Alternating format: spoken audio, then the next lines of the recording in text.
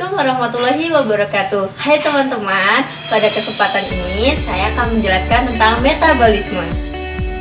Di tubuh kita terjadi proses metabolisme. Nah, ada yang tahu apa itu metabolisme atau kalian kurang paham apa itu metabolisme? Nah, beruntung untuk kamu yang sudah mempelajari dan memahami apa itu metabolisme. Jadi, sangat penting nih proses metabolisme di tubuh kita untuk membentuk energi. Nah, kita akan mempelajari metabolisme mulai dari sifat-sifat enzim yang dalam proses metabolisme.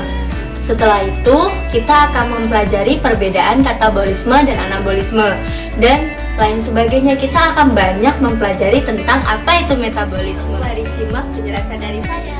Metabolisme. Nah, sebelum melanjutkan ke materi metabolisme, saya akan menjelaskan dulu tujuan pembelajaran. Nah, yang pertama, mendeskripsikan pengertian metabolisme dan menyebutkan fungsi enzim dalam metabolisme. Yang kedua, mengetahui faktor-faktor yang mempengaruhi kerja enzim. Nah, yang ketiga, mengidentifikasi enzim yang berperan dalam katabolisme dan anabolisme. Nah, yang keempat, ada menjelaskan perbedaan antara respirasi aerob dan anaerob. Selanjutnya, pendahuluan. Nah, energi tidak dapat dimusnahkan ataupun diciptakan. Nah, akan tetapi energi hanya dapat diubah dari suatu bentuk ke bentuk lain. Nah, dinamakan dengan transformasi energi. Nah, makhluk hidup melakukan transformasi energi melalui proses metabolisme yang berlangsung di dalam sel tubuh.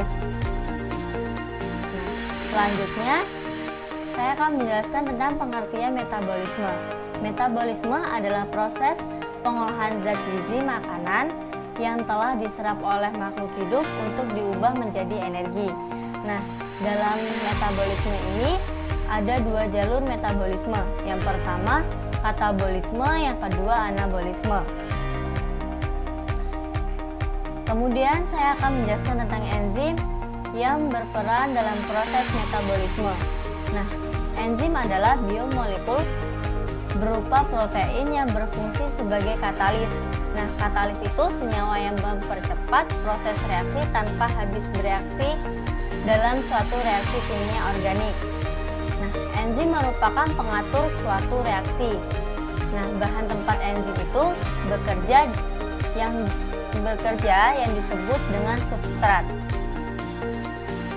Selanjutnya saya akan menjelaskan tentang faktor-faktor yang mempengaruhi enzim. Yang pertama, suhu, pH, air, pengaruh hasil akhir, zat penghambat, dan substrat. Selanjutnya saya akan menjelaskan tentang struktur enzim. Nah, enzim ini terbagi menjadi dua, apoenzim dan haloenzim. Nah, di apoenzim ini ada protein, yang di haloenzim terbagi menjadi dua, yaitu protein dan non-protein yang disebut kofaktor.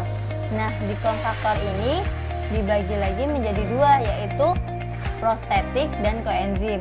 Nah, di prostetik ini terikat kuat pada protein, sedangkan di koenzim tidak terikat kuat pada protein. Selanjutnya, sifat-sifat enzim. Yang pertama itu ada biokatalisator, yang kedua dapat digunakan berulang kali. Nah, teman-teman, enzim ini dapat digunakan berulang loh. Nah, yang ketiga tidak tahan panas, yang keempat bersifat bolak-balik, yang kelima dipengaruhi oleh suhu, pH, dan inhibitor.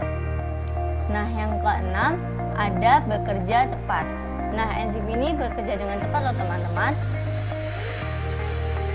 Setelah itu penamaan enzim. Nah, enzim diberi nama sesuai dengan substratnya dan diberi akhiran ase.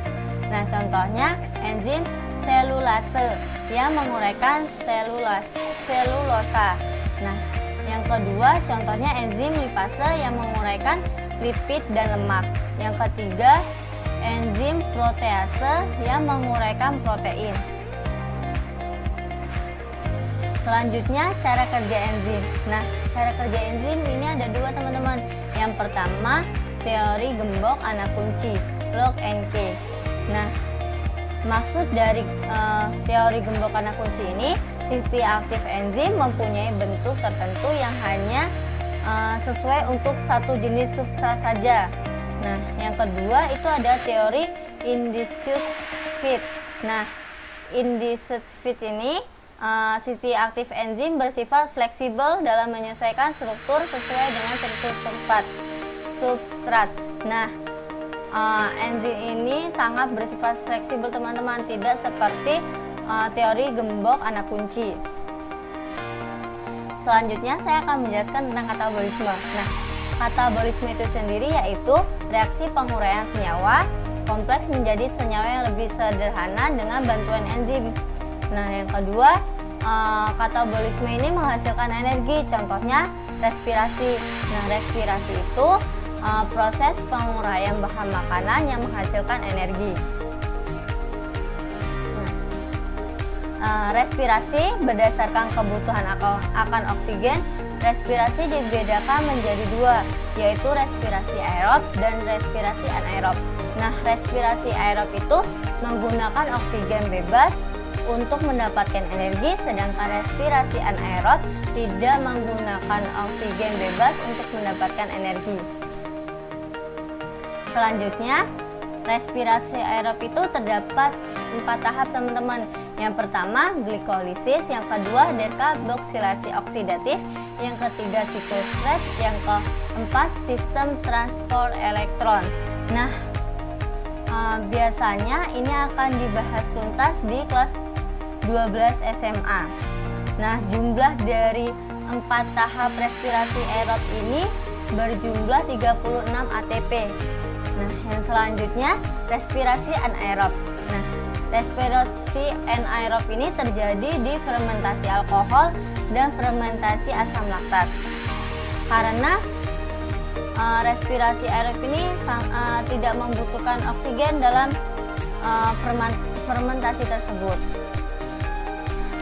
Selanjutnya saya akan menjelaskan tentang anabolisme. Nah, anabolisme adalah proses penyusunan senyawa sederhana menjadi senyawa yang kompleks. Nah, anabolisme bisa terjadi melalui 2 cara, yaitu dengan fotosintesis dan kemosintesis. Nah, anabolisme dari fotosintesis bisa terjadi jika energi bersumber dari cahaya. Nah, dan anabolisme dari kemosintesis ini energinya bersumber dari bahan kimia. Nah, ini fotosintesis. Nah, fotosintesis ini dalam tanaman bisa melalui 2 tahapan, yakni reaksi gelap dan reaksi terang. Nah, pada reaksi gelap akan menghasilkan karbohidrat dan oksigen, sedangkan pada reaksi terang akan menghasilkan NADPH dan ATP. Di sini sudah dijelaskan juga teman-teman di gambarnya, kalian bisa amati. Di sini reaksi terang dan siklus Kelvin itu adalah reaksi gelap teman-teman. Selanjutnya kemosintesis. Nah, kemosintesis itu adalah proses di mana makanan atau glukosa dibuat oleh bakteri menggunakan bahan kimia sebagai sumber energinya teman-teman. Nah, tadi kalau jika fotosintesis menggunakan cahaya, kemosintesis ini menggunakan bakteri dan bahan kimia untuk proses makanannya ini teman-teman. Dan kemosintesis ini terjadi di sekitar lubang hidromental dan metana merembes di laut di mana sinar mataharinya tidak ada. Nah, jadi kesimpulan dari metabolisme dan pembelajaran kali ini, metabolisme adalah penyediaan energi dari rangkaian reaksi biokimia yang rumit diawali oleh substrat awal dan akhir dengan diakhiri produk akhir yang terjadi di dalam sel. Nah, reaksi tersebut meliputi reaksi penyusunan energi, anabolisme, dan reaksi penguraian yang disebut katabolisme. Nah, teman-teman, sekian penjelasan dari saya. Saya akhiri. Wassalamualaikum warahmatullahi wabarakatuh. Nah, udah pada paham belum teman-teman? Yang belum paham, cermati lagi ya videonya dan nonton ulang. Dan cermati setiap slide yang ada di video saya. Nah, yang udah nonton, terima kasih ya. Jangan lupa like, comment, and subscribe ya teman-teman. Terima kasih. Wassalamualaikum warahmatullahi wabarakatuh.